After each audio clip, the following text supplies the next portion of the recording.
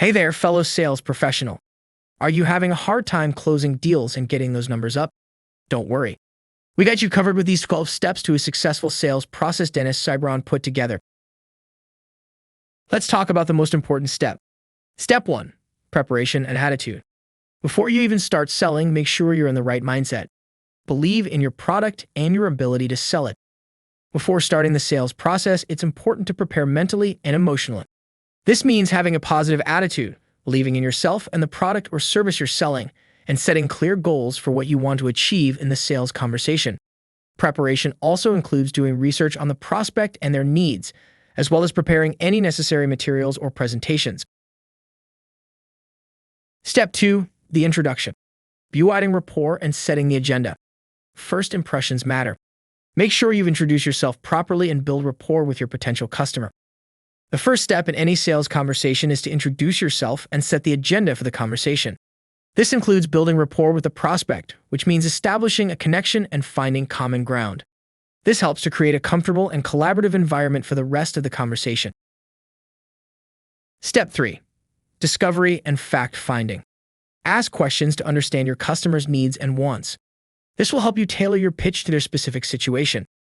Once you establish rapport, it's time to start asking questions to discover the prospect's needs and pain points. This involves active listening and probing to uncover the root causes of their challenges. Step 4. The why and what's in it for them and us. Make it clear how your product can benefit the customer. Highlight the benefits that are most important to them.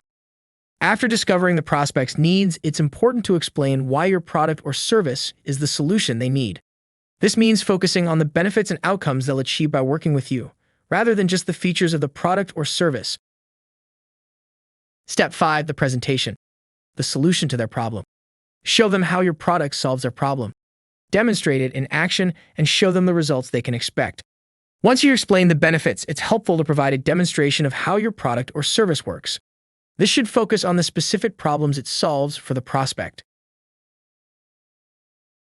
Step 6. Trial close. Always be test closing. Don't be afraid to ask for the sale. Use a trial close to gauge their interest and move closer to a final sale. At this point, it's important to ask for feedback and address any objections the prospect may have.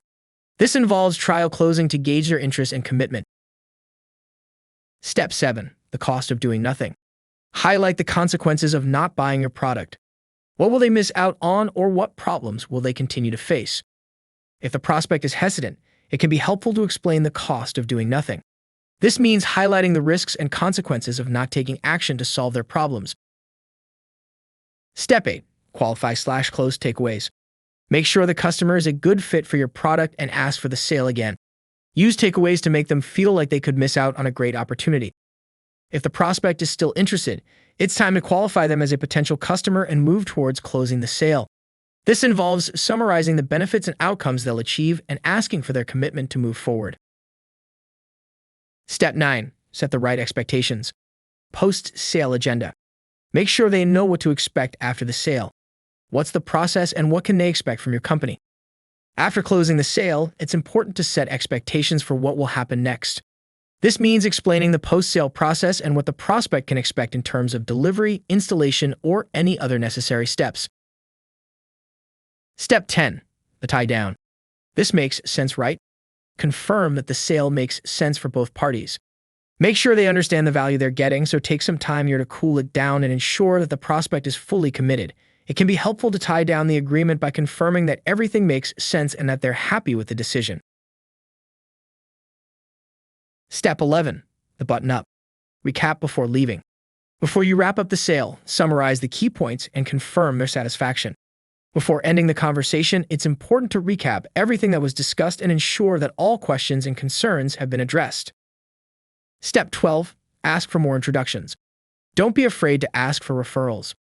Happy customers are often willing to introduce you to others who might be interested in your product.